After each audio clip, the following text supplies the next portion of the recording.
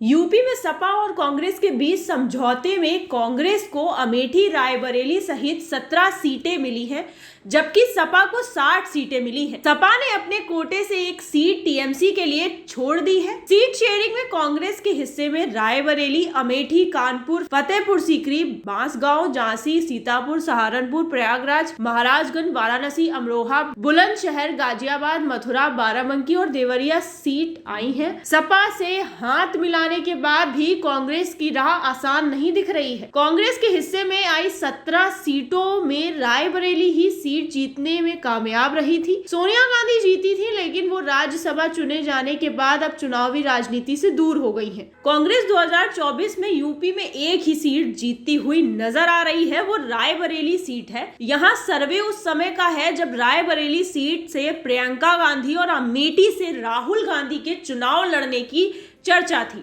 लेकिन अब खबर आ रही है कि गांधी परिवार अपने परंपरागत सीट से नहीं उतरेगा। अगर वाकई गांधी परिवार अमेठी, रायबरेली से चुनाव नहीं लड़ता है तो कांग्रेस का यूपी में खाता खुलना मुश्किल हो जाएगा। दरअसल कांग्रेस यूपी से पिछले साल 3 दशक से सत्ता से बाहर है और दिन ब दिन कमजोर होती जा रही है।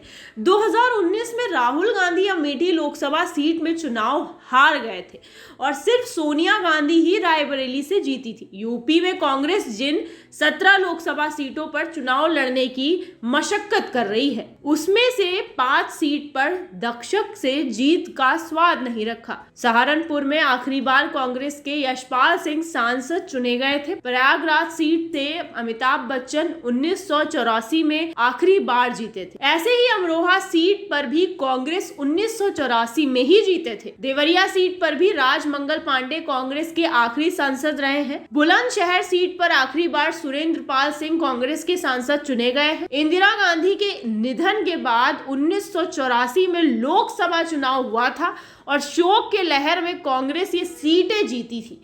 इसके बाद से कांग्रेस इन 5 सीटों पर फिर दोबारा कभी चुनाव नहीं जीती। पिछले लोकसभा चुनाव में कांग्रेस की 5 सीटों पर अपनी जमानत भी नहीं बचा सकी। गठबंधन में कांग्रेस ने ये सीटें भले ही अपने खाते में ले ली हों, लेकिन मोदी लहर और राममय माहौल में पार्टी के लिए ये सीटें जीतने आसान नहीं दिख रही हैं। फिलहाल आज के लिए इतना ही। ऐसे ही देश दुनिया की तमाम खबरों के लिए बने रहिए हमारे साथ और देखते रहिए नेशनल न्यूज नाउ।